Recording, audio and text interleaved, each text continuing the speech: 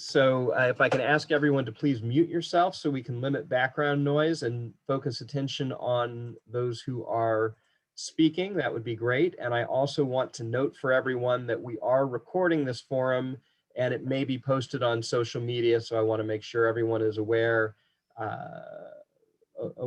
that as we move forward into the conversation. So good afternoon, welcome. My name is Joel Schwitzer. I'm the Regional Director for AJC Dallas, and it's my pleasure to welcome everyone to this timely forum. We have with us AJC leaders representing both of our Texas offices in Dallas and in Houston. And I'd like to especially recognize AJC Dallas board member Jeff Mankoff for his leadership in pulling this program together. And I want to make sure to highlight for everyone that AJC is a fiercely nonpartisan 501c3 organization. Since our founding in 1906, American Jewish Committee has been committed to promoting democracy, pluralism, and civil and human rights. Many of these values, including the issue of enfranchisement, are as aspirational as they are foundational. The fundamental guiding principle is that the government needs to make it simple and easy to vote and only enact restrictions vital in upholding the sanctity and security of our elections.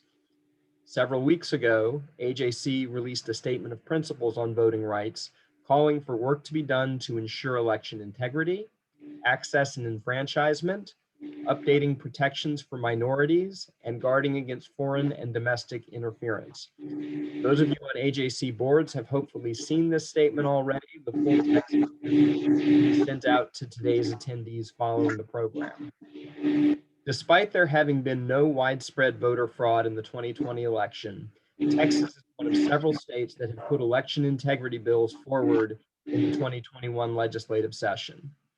At best, these bills seem like a solution in search of a problem, and at worst have the potential to disenfranchise Texan voters by making it increasingly difficult to vote. While in the near term, concerns about HB 6 and SB 7 are front and center, we also need to look ahead to the imminent redistricting. Texas netted 2 seats to our congressional delegation, more than any other state, but one less than many of us thought we would add. We'll spend a little time today exploring the potential impacts of this upcoming redistricting, which is expected to be tackled in a special session towards the end of the fall. I'll now briefly introduce our speakers, who will then provide their insights, followed by a few questions, and then we'll open it up for audience Q&A. Since we're an intimate group today, we'll give the option to everyone of either putting your question in the chat or raising your hand using the reaction function and asking live when called on. But we do kindly ask that you stick to asking questions rather than making statements. So I'll now introduce our speakers. Sarah Labowitz is the Policy Director of the American Civil Liberties Union of Texas. Prior to joining ACLU of Texas, she served as Policy and Communications Director for the City of Houston Housing and Community Development Department. She also co-founded the NYU Stern Center for Business and Human Rights, served as a Senior Policy Advisor in the Bureau of Democracy, Human Rights, and Labor at the U.S. Department of State under Secretary Clinton. She's been recognized as both a Forbes 30 Under 30 recipient for law and policy and a New York Jewish Week 36 Under 36 for her human rights advocacy. We're also joined by Harvey Kronberg, who those of you who were with us in Austin for our joint Dallas-Houston board retreat got to hear from in person in 2020, which hearing anyone in person in 2020 was a rarity, and we didn't know what a pleasant rarity it would turn out to be. He's been covering Texas politics for over 30 years. He's the owner, editor, and publisher of the Quorum Report, a nonpartisan newsletter focusing on Texas politics and government. He serves as a political commentator for Time Warner Cable News and has been cited in a diverse array of publications ranging from the Congressional Quarterly, Wall Street Journal, Dallas Morning News, Houston Chronicle, and Christian Science Monitor, among others. So at this point, I think you've heard more than enough from me. Sarah, I will now turn the floor over to you. Well, thank you so much for that warm introduction, and to everyone for being here. And I should also say I'm a member of Temple Emmanuel here in Houston. I know we have some Houston folks, I think, on the line. I guess before I get started, I'd be curious to know what's on your mind as we start to talk about voting rights and voter suppression at the legislature. So if people just want to like quickly unmute or throw in the chat what questions you have or what you've heard, what's drawing you into this Zoom before we get started.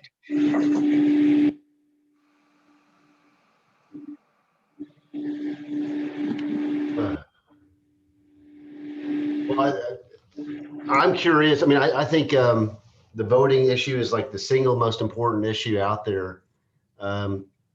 It basically drives everything, and I'm concerned that the system's being rigged presently, and know that I'm also concerned that the corporate community remained silent and relatively silent in Texas. They didn't. Why didn't they make any moves on this? And hopefully you have some thoughts on that. I'm sure Mr. Sims has some points to make, questions. I think, you know, what I'd love to hear some of your thoughts on is I heard someone speaking the other day talking about this is being cast as a partisan issue, and I heard someone say that no, what we're actually doing is attempting to prohibit behaviors that might be perceived as benefiting one group over another. So I wonder if we think about how to couch, are there ways to frame this argument where it doesn't become yet another partisan battle and become something around which just common sense Texans could rally? Great, super important.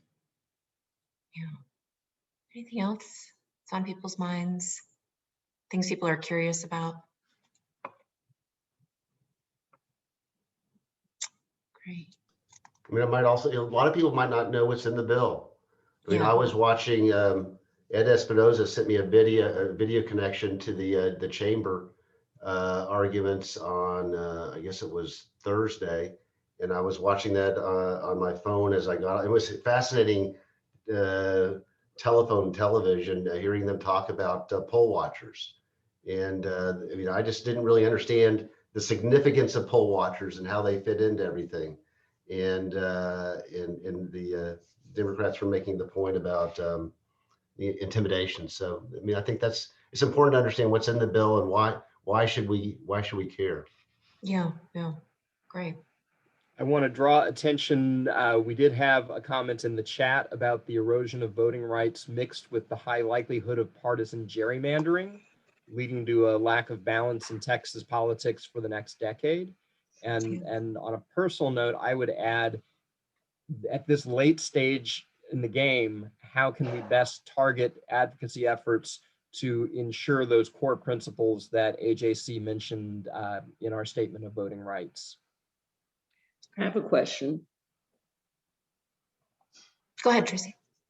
So one of the problems with these poll watchers with video cameras is in combination with permitless carry. I can just see what these poll locations going to be like. And I might vote absentee ballot just for that reason, though my area is probably not a targeted area.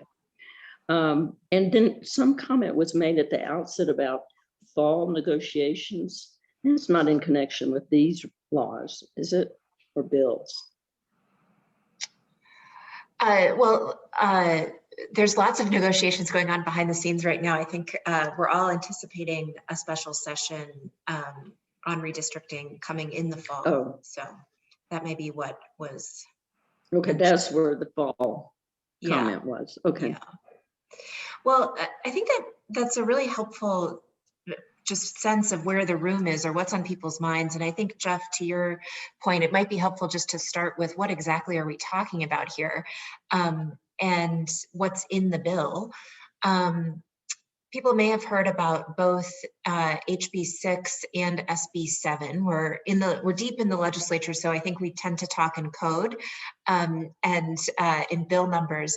But what happened at the end of last week, very early on Friday morning, I was up at the Capitol until about 3:30 in the morning.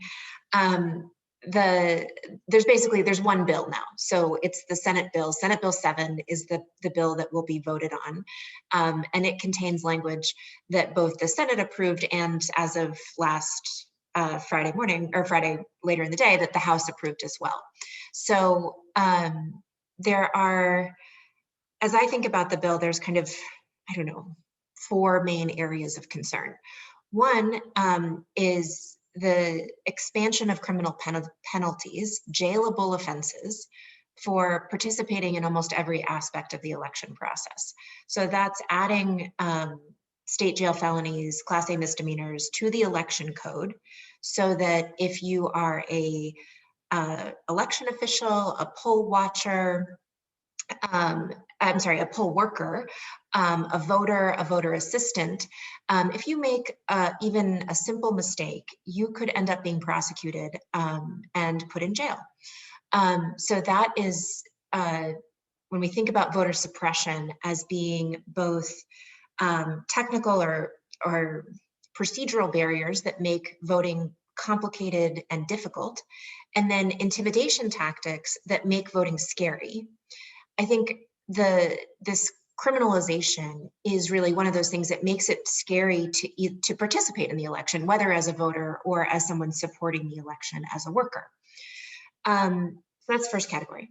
Second category that a couple of people touched on is poll watchers. So empowering poll watchers really over the rights of voters in the election process. So allowing poll watchers, removing many of the constraints that poll watchers face as a result of a history of intimidation, particularly targeting Black and brown voters.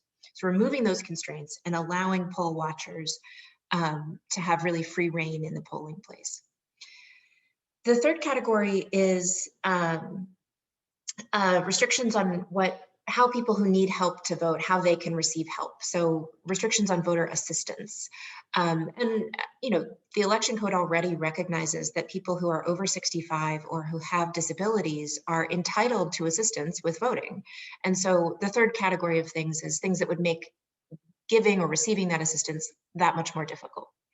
And then finally, the fourth category of things are the restrictions on how counties administer elections. And if you think about Harris County, a lot of this, rhetorically is aimed at Harris County. It also, I think, affects rural counties where it really restricts the way that local officials develop the election to meet local needs. So things like taking aim at how long the polling place can be open, or whether or not you can do things like drive-through voting that were very popular with voters across the political spectrum, at least in Harris County last year. So as we think about these bills, that's really what we've been focusing on these last few weeks.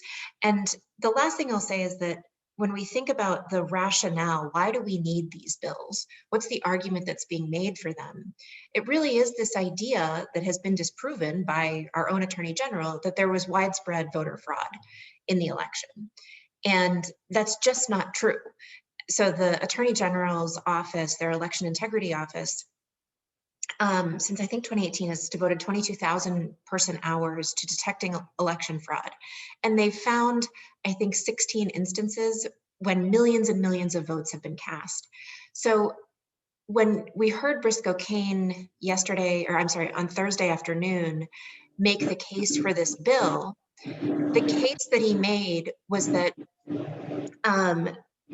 we need these bills for election integrity and to prevent voter fraud. But when he was questioned on this, he admitted that the election in Texas that elected him and put a Republican majority in power again is that the elections were free and fair. So when we think about what is the rationale, it's important to keep in mind how Republicans are making the case for these bills, and the case just really doesn't hold up. The documented problem in Texas is that it is too difficult to vote here. And these bills really don't address that problem at all. They, in fact, make it even more difficult to vote. So I'll stop there. Harvey, I'm very interested in what you're going to say. Well, let me just start by saying with the signing of the Voting Rights Act in 1964-65, the presumption was that what that legislation created was the presumption that the right to vote was with the voter, and the state had to disprove that the voter had the right to vote. Over the last decade, that has slowly been eroded to the point where there's no presumption that you as a citizen have a right to vote unless you can prove that you have a right to vote, whether that's voter ID. So the burden to shift off the state from saying you're not entitled to vote to the burden is now shifted to you as a voter having to establish that you do have the right to vote. The issue here is when you talk to Republicans, by and large, not all Republicans, but by and large, they will say they will agree with the Secretary of State that we had full, fair, free elections with no voter fraud in this last election. But for some reason, there's been a perception of irregularities. Now, obviously, that perception of irregularities has been fanned by the former commander-in-chief. And has been heavily promoted on a couple of different networks, but there's no evidence to disprove otherwise, including 50 court cases, and you've all heard that argument.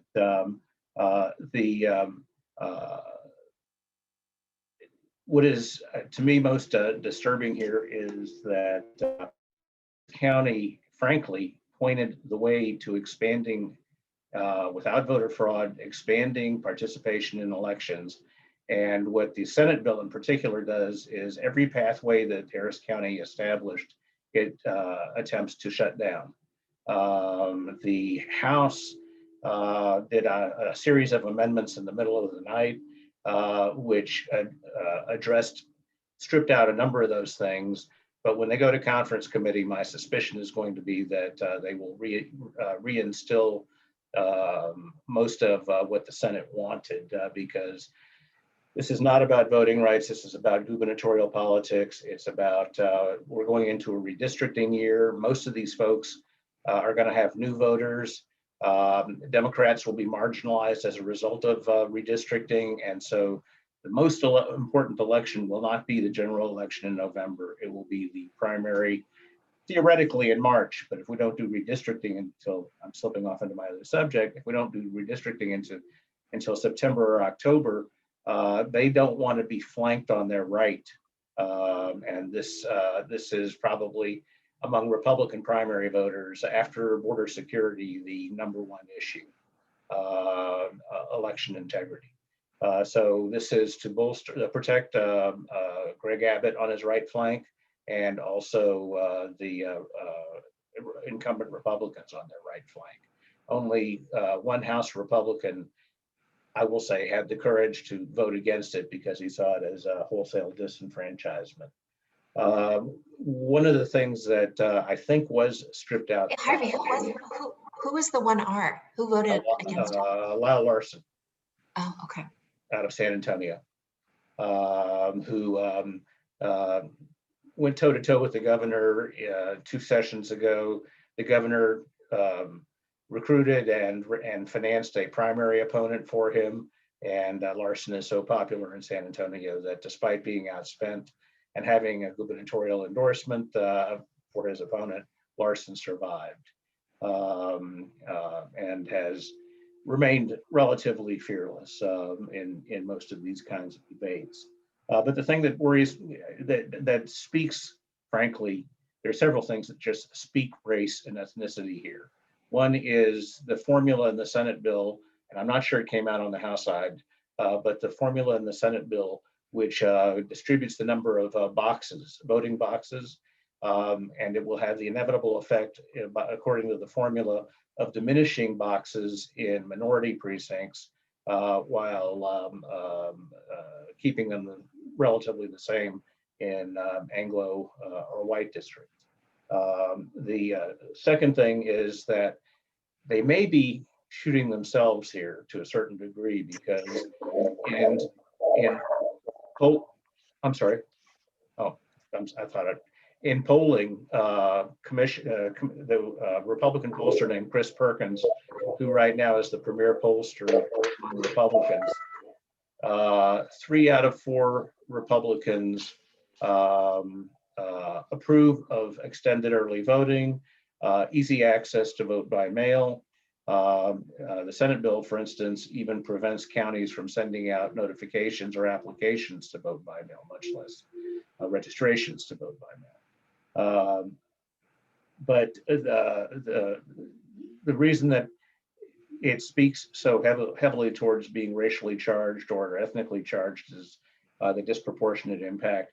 130,000 Harris County voters used drive-through or drop box voting. The hours are 7 to 7. If you're a working person, that's can be problematic. I'm not going to go on with all the problems. There's plenty to litigate. If I am correct, and they readopt most of what the Senate wants in the conference committee, there is plenty that's litigatable. This court has proven surprising in a couple of different arenas, particularly regarding the litigation with former President Trump. But the Voting Rights Act has lost a lot of teeth over the course of the last few court sessions, and it's far from clear that the Democrats will have the upper hand. But as a San Antonio State rep said on the closing arguments, his name is Trey Martinez Fisher, he told Chairman Kane, "If I were you, I wouldn't be erasing any emails," because we have multiple courts over multiple decades that have pointed to the history of Texas intentionally discriminating against minorities. And that is one of the factors that still exists in the Voting Rights Act, even without passing any of the legislation that's on the table currently. Yeah, and this again goes to something that Jeff said about, why is it taken so long for the corporate community to speak up here? And it's one thing, I think that we've been following very closely the national push around the federal voting rights legislation, and companies have felt much more comfortable speaking out in support of reinvigorating the Voting Rights Act, whether that's the John Lewis Act or HR 1. And it just strikes me that it's so much easier and in some ways lower stakes when you're working with an administration that is supportive, you're working in favor of something. And it is so much more difficult when you're up against an adversarial state government. And where I think, Georgia in a lot of ways, as with the bathroom bill in 2017, where it was North Carolina, Georgia goes first. And then, in 2017, North Carolina went first on the bathroom bill, and then it plays out across the country and really in Florida and now in Texas. Companies, I think, made a lot of commitments last summer about racial justice, and they're now being pushed on these questions of how does that commitment get expressed? And they are, I think, coming up to speed, some of them more quickly than others, about voting rights at the state level, and how, even if the federal legislation is passed, the state legislation would still apply to local elections where there is no federal candidate on the ballot. And it's been heartening in the last week or so to see how a big group of companies and then several members of the Greater Houston Partnership and a broader array of business leaders in Houston have now spoken out much more specifically about this legislation. So I'm... Of course, having said that, I should point out that Fort Bend County Chamber of Commerce has declined to participate with the Greater Houston Partnership because their membership was divided. Some would argue that division was orchestrated and that a full vetting among their board never really took place. You folks from Houston probably know better than I. However, it has fractured the business community to some degree. The outpouring of support for or opposition to voter suppression is near unanimous, but when you get into campaign contributions, there are two things I would add to this. One is that Lieutenant Governor Patrick had a temper tantrum when American Airlines and Dell Computer were the first two to say that they opposed the bill. And he came out and said, anybody that tells you this is about voter suppression is just a liar. And then subsequently, a few weeks later, said, why are people so concerned about minorities in drive-through voting? Minorities don't have as many cars, which, you know, was a strange. Yes. Yes. Well, and I think the evidence in Harris County is that voters of color use drive-through voting and extended polling hours more often than white voters. 130,000 new voters in Harris County. The other thing was that Ted Cruz, and a not so veiled threat, and one that could be, some argue, prosecutable, although as one of my friends who works in that environment says, you wake up another day, another felony. So, he tweeted that all of those new woke corporations, when they come asking for that next tax break, don't call me, and I'm not taking your money anymore. And which is another way of saying, you know, there's a quid pro quo here between my legislative action and your campaign country. But I think it's just so interesting, and Harvey, this is my first legislative session in this role. I'm really interested in your perspective, but to me, it seems like there are a number of factors that are aligning towards a more extreme legislative session on civil liberties issues than we've seen certainly in recent history. Mm-hmm. But one of them being the breakup of big business and the Republican Party, where, you know, Ted Cruz wrote that op-ed in the Wall Street Journal, you know, essentially breaking up with corporate PACs. But that reflects, I think, a reliance or a assumption that you can raise enough from small dollar donors to replace that money. And alongside that, when we see the fundraising numbers of some of the more extreme members of Congress, Marjorie Taylor Greene raising, what was it, $3 million in a single quarter, you know, it's just sort of astronomical fundraising from small dollar donors for people who are taking very extreme positions. And then it seems like back in February, we thought maybe that the legislature would really have to deal with ERCOT and the grid, would really have to address the consequences of January 6th. And instead, they seem to have gone the total other direction, preferring to take up culture war type issues instead of actual, you know, addressing the serious governance issues that they face. Here's my thumbnail analysis. First of all, this session began with post-traumatic stress syndrome. We just come out a year of COVID. That first 2 months in a legislative session, they're constitutionally prohibited from doing anything substantive. And so everybody says, well, it's just party time. Well, yes and no, but it creates a social fabric inside the legislature, especially with your younger, newer members. They get mentored, there's negotiations on bills, but they didn't want to be with each other. The House would normally in the first month would meet for 2 or 3 hours for ceremonial resolutions and Kilgore Rangerette Day and just all kinds of celebratory things.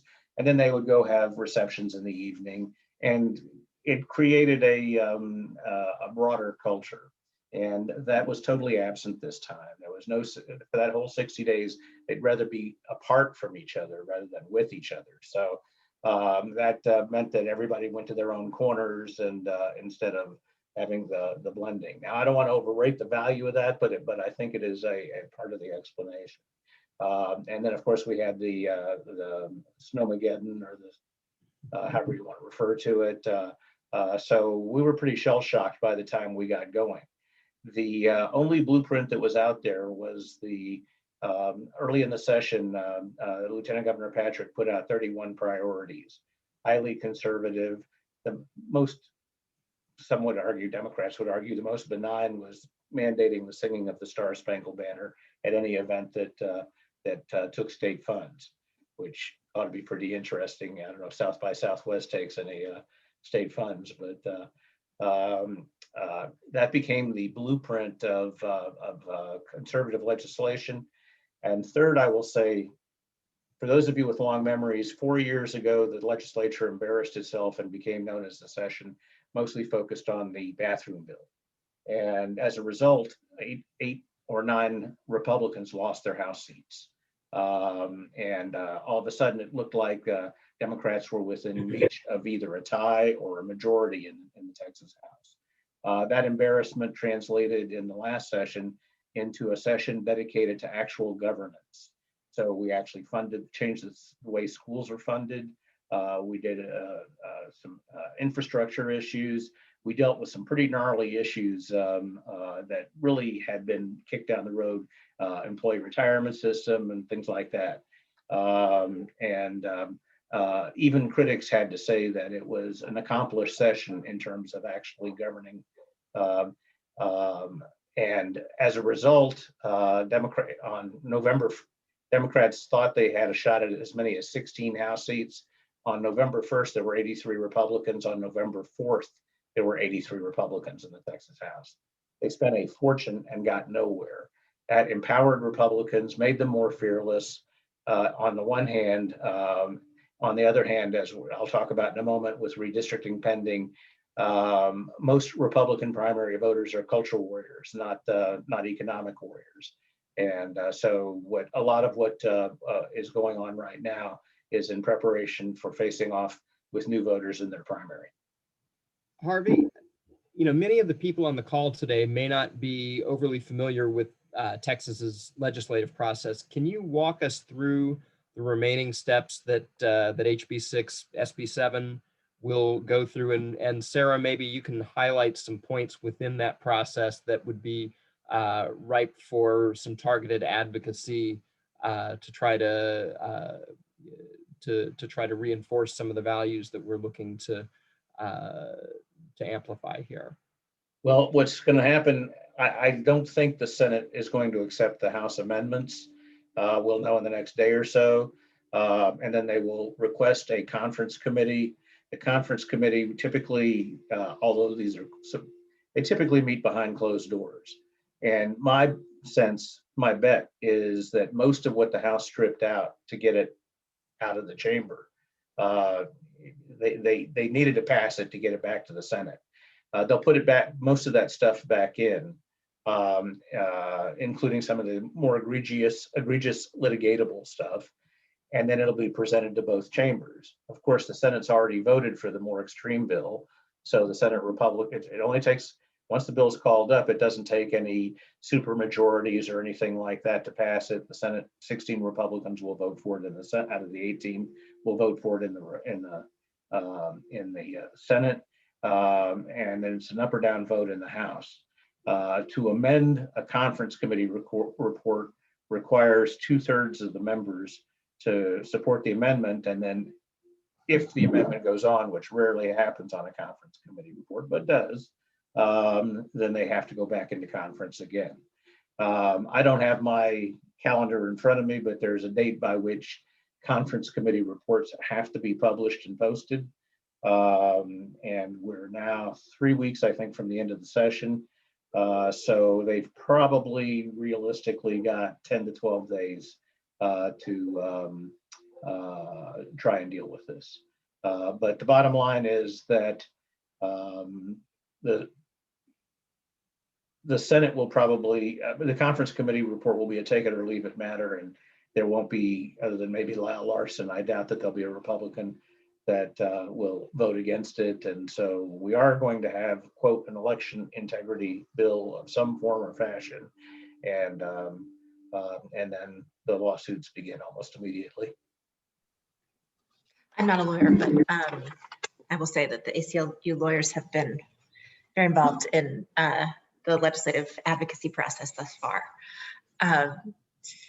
Yeah, and I would just say, if we look at what's happened in other states, that this really is a nationwide push where we see similar kinds of things being advocated for.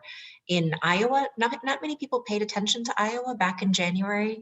I went to Grinnell College, which is in Iowa, so I do pay attention to Iowa. And they passed a bill that increased criminal penalties similar to what we've done here, what we are expected to do here. Obviously, Georgia got a lot of attention. Florida, Ron DeSantis signed that piece of legislation last week.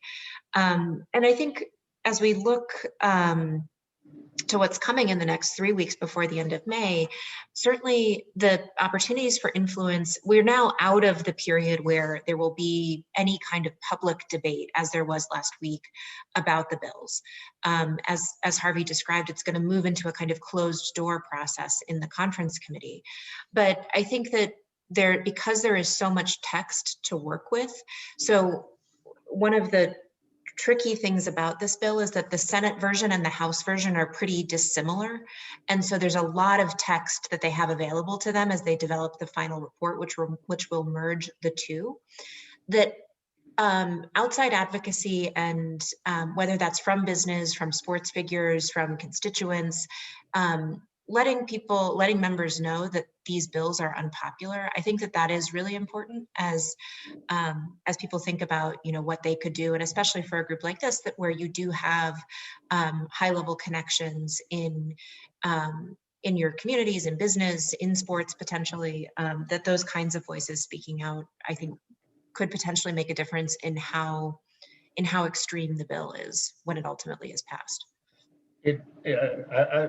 Only thing I would add to that is it may affect it on the margins, but just to be brutal about it, the next election to elect a legislature, of course, making predictions like that in the age of Beto O'Rourke and Donald Trump is always risky. But the next election is going to be, we're a state now of 29 million people. Typically, we have, last election, we had 11 million people vote in a presidential year. We had 8 million people vote in a midterm election. You know how many people vote in a Republican primary, which my argument is the only determinative one, typically about 1.4 million. So in a state of 29 million, I don't think they're very much afraid of their voters. I think they're more afraid of having it struck down by excessive or a clear intent to discriminate. There are some truly good-hearted Republicans on the House floor that are essentially feeling compelled to vote for most of the social agenda because there's more money in Republican primaries to take out incumbents that don't toe the line than there is in the Democratic primary to take out incumbents. And that's just, I think, very similar to what we've seen in a place like Florida. Sort of very similar narratives about, a lot of people know that these bills are discriminatory and are not good policy, but are pressured to vote for them anyway.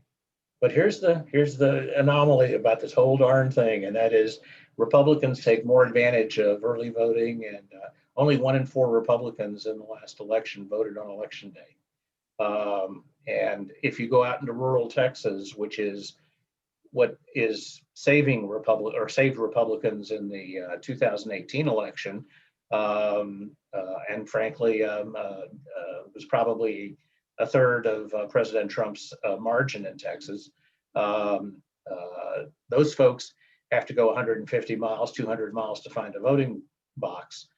So the more difficult you make vote by mail, the more you reach into those, what a friend of mine calls the Republican safety box, savings account, or safety deposit box, because those rural voters are truly critical to them, and they, to a large degree, take advantage of early voting. So you promised to look at the redistricting process. Let's hear where things are at with that and what we might expect coming down the pike there. Well, you were correct at the beginning. We anticipated that Texas would get 3 new congressmen, but not only did President Trump try and slow and muddy up the process, but Governor Greg Abbott committed no resources until the very end to encourage people to sign up to maximize population numbers. The state of California spent a small fortune. You don't have to be a documented worker in order to be counted in Texas or anywhere for that matter. And the rhetoric was such that if you were not a citizen, you were not encouraged or you could be forgiven for being discouraged from participating in the census process. So as a result, we have an undercount that will affect our congressional representation, our congressional delegation.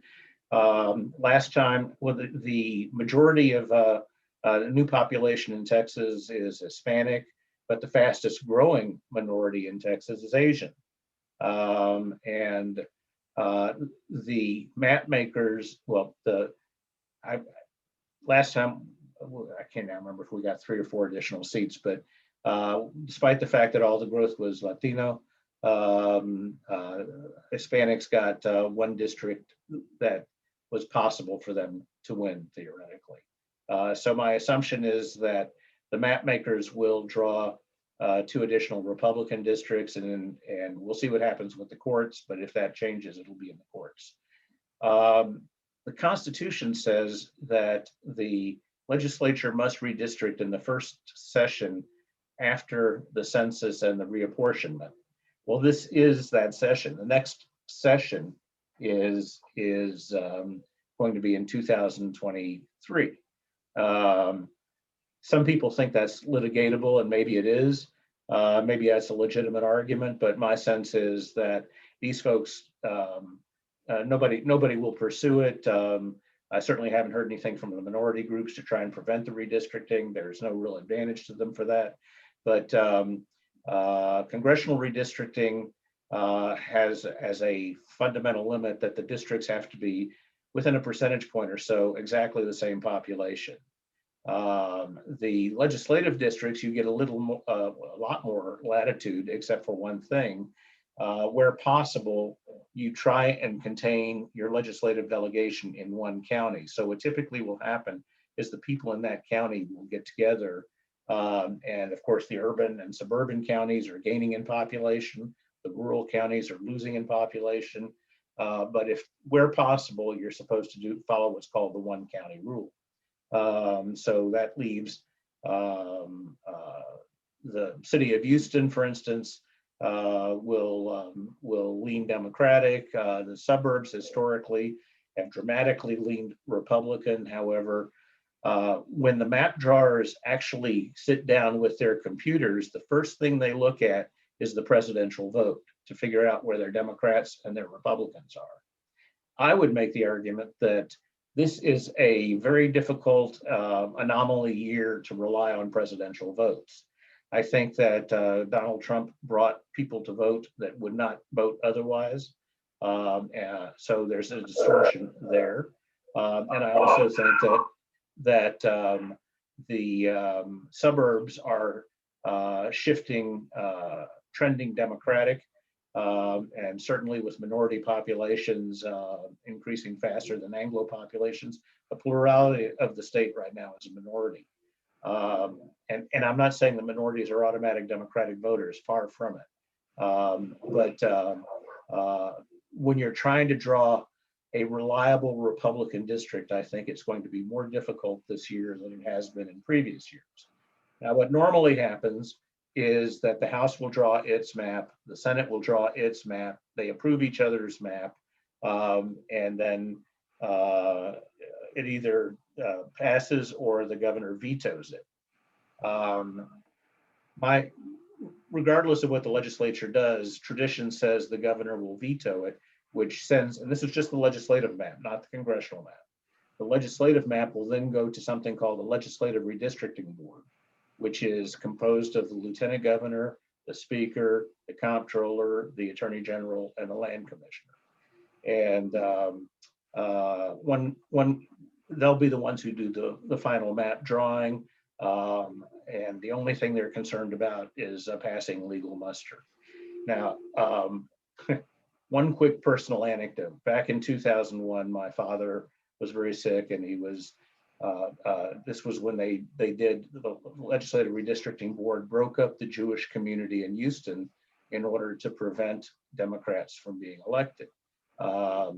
And Deborah Danberg, a state representative from the Montrose area, got up and accused John Cornyn, who was presiding, the attorney general presides, of being anti-Semitic. My father was a mostly straight ticket Republican voter, except Scott Hochberg was on the ballot, and my father would always grumble. Scott would come see him at least once a year where he would berate Democrats, and then my father had to go vote for him. Hochberg obviously being Jewish. So he calls me because the Jewish Herald Voice quotes Deborah Danberg saying that, accusing John Cornyn of being anti-Semitic. And my father says, is John Cornyn anti-Semitic? And I said, no, he's just partisan. So 3 months later, my father has some very major surgery. He's on a ventilator for 2 days.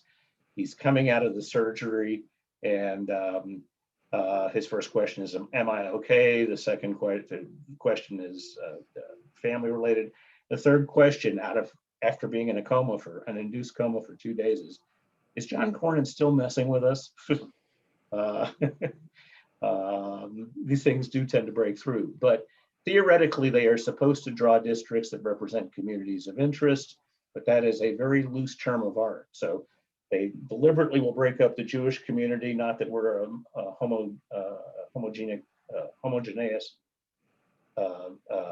homogenous vote of Democratic voters, but we have a history or a perception of being Democratic voters. They'll break up the Asian community if they feel like they see evidence of Democratic leanings in that community, as long as they protect a certain number of Hispanic and African American districts, in theory they can pass muster. But the other thing you should know is that because we're not going to do redistricting until October, probably, the filing deadline is typically the first or second week in December.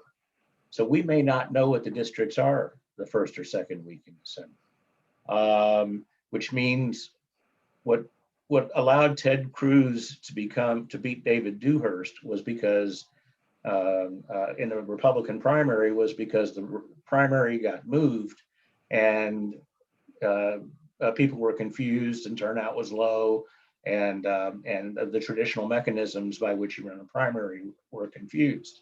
And that is likely to happen in this next election. Republicans think they can gain a maximum of 93 seats in the Texas House. And of course, they'll go for 20 to 21 in the Texas Senate. But to do that, apparently somebody, maybe it's me, has Texas Legislature on in the background. That is the House summoning the members to register so they can convene. Anyway,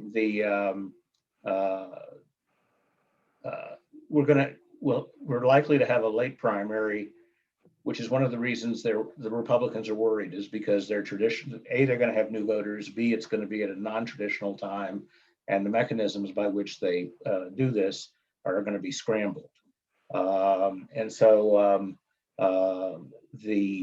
In addition to which, with the suburbs trending Democratic, Republicans, particularly on Senate districts, are going to have to draw districts that have tendrils reaching into rural Texas. Just to show you how bizarre it can be, in the last redistricting, my state senator was Judith Zaffarini. I live in South Austin, she lives in Laredo. Now that the court has all but applauded gerrymandering and said that corporations are to be treated as people and contribute endless amounts of money, it's going to be very difficult to see what is ultimately litigatable, especially with an all-new court. I'll end by saying what typically happens is if they do actually try and draw 93 districts, they will lose 8 of them by the middle of the decade. Because realistically, the way the state is trending, those districts, if intended to be Republican districts, will degrade. They'll become increasingly transitional, they'll become swing districts. If they go for 83 to 87 districts, they have districts that are not going to be, that will be safe, not just through the second election, but probably through the fourth election. Unless, of course, this massive migration of Californians into Texas decides that, well, they like low taxes and low regulation. They have difficulty with the culture wars that seem to be the basis and arguably the racial wars that seem to be so dominating our legislature. And that's probably more than you ever want to know about redistricting, but it's likely that 5 people are going to draw the maps and the legislative maps, and that, of course, the first congressional election will probably be a map that the legislature draws, but after that, the courts will redesign it. Thank you. Very, That's very all pending, informative. of course, that they don't pass the 2 bills in Congress right now. I do want to give a opportunity for a couple of audience questions. As we said in the beginning, you can put your question in the chat, or because we're a rather intimate group, you can unmute yourself, and we just ask that you stick to questions and not statements or comments.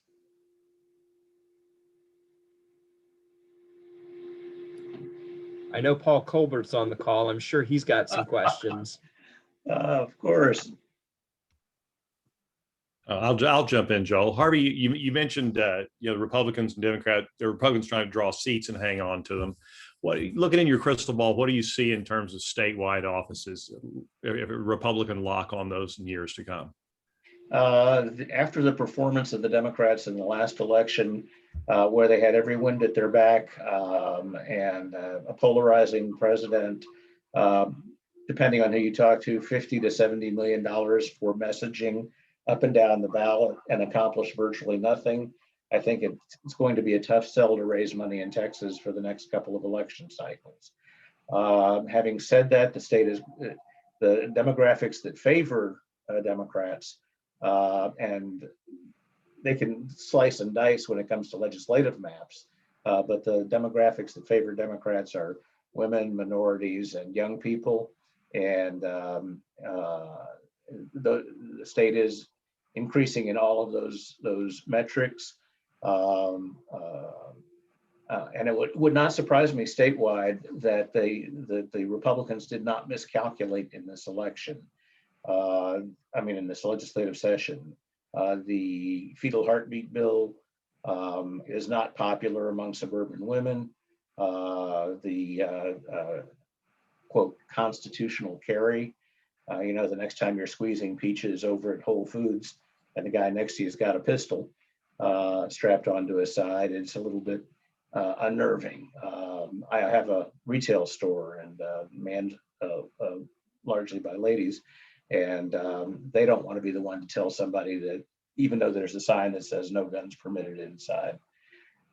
So there are those kinds of things, but more and more we nationalize politics, and you tell me how popular.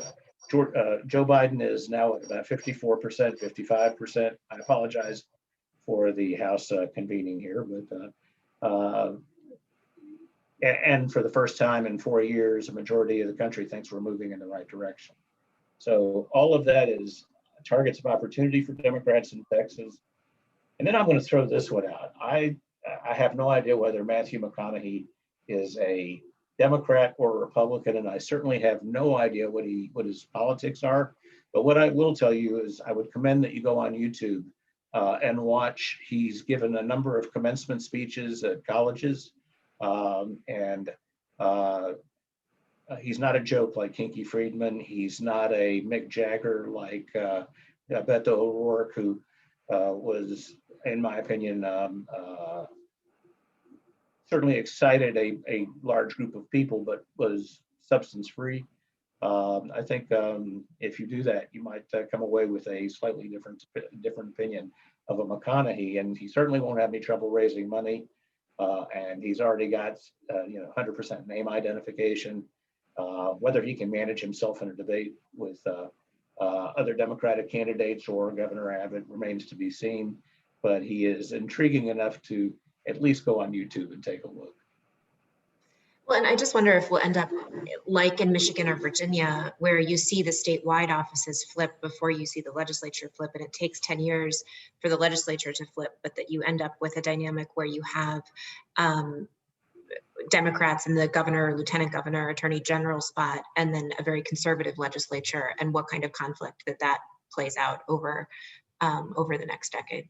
Well, that's the miracle of modern gerrymandering, because you can, there's something like 15 states that have majority statewide Democratic vote with majority Republican legislatures. You know, that's why there was the challenge on the Electoral College too. It's a winner take all as opposed to a proportionate vote.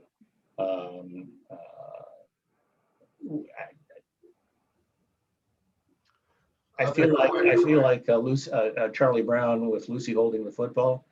You know, I have now for at least the last decade seen targets of opportunity for Democrats. They put forward either bad candidates or didn't have a message that was going to sell in Texas, and that's ultimately why I'm not optimistic.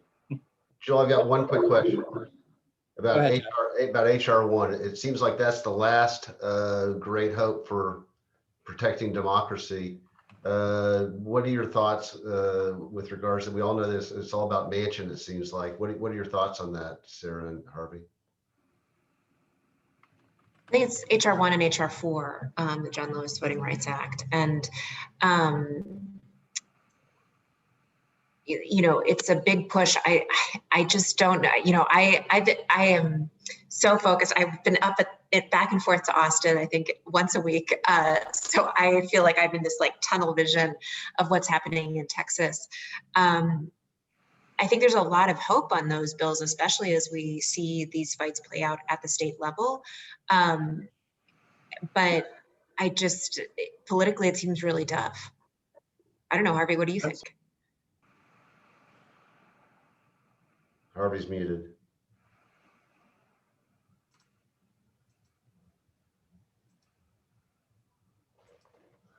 I just sort of wanted to end on some good potential good. I don't know. I feel like right now, this is, we were saying before folks got on that this is my first legislative session in this role, but the folks that I've worked with who've done, you know, been doing this for many, many years say that this is the toughest legislative session for civil liberties issues in kind of living memory. And so, you know, we're in a, I feel like my energy is like less optimistic for the short term and maybe more optimistic for the long term. But, so when are the members of the conference committee announced? Because I've been looking a little bit online and I have yet to see that. Well, first so they have the Senate has to reject the House's version first, and that would happen probably tomorrow. And then the lieutenant governor and the Speaker of the House would appoint the conference committee. I don't know, Harvey, what do you think, later this week? I actually think they don't want to run out of time. This is after the border security. This polls as the #1 issue among Republican primary voters, I think they'll appoint very friendly committees, but they don't want to get caught up in a last-minute time crunch. And all it takes is an up or down vote. So I wouldn't be surprised to see a conference committee report on the floor next week with an up or down vote in both the House and the Senate. It may soften on the margins from the Senate bill, but I've been watching this long enough.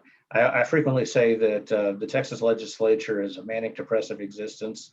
You're euphoric and then you're depressed and then you're euphoric and then you're depressed. And it's almost always a race to the bottom. The only question is the velocity at point of impact. And this session, from a perspective of civil liberties, and you don't need the state's permission to carry a pistol, but you do need the state's permission to vote. Or to get health care for abortion. Right. That's going to be the metaphor for the session. Is at least that's the way it looks right now. And unless the Republicans get surprisingly punished in this next election cycle, as they did in 2018 when they lost 9 House seats, I don't see a return to good behavior next session. Well, I will say last session was really good behavior. I thank you both for your insights and for your expertise. I think the takeaway for many of us is, we need to understand what is in SB 6, what is in, HB 6, what is in SB 7, what are, some, as Harvey said, some form of election integrity legislation is going to pass. What can we live with? What do we consider to be especially egregious? And let's ourselves reach out to our legislators and encourage others to do so, to make it known that that there are provisions in these bills that that we consider anathema to democratic values. And with that, I would go ahead. just say, Joel, quickly, if anyone has high-level business contacts, sports contacts that would like to speak out on this and that need support, please reach out. Joel has my email. I'm happy to share that with the group. So thank you. Thank you, everyone, and enjoy the rest of your day. Thanks. Thank you for having me. Bye, guys.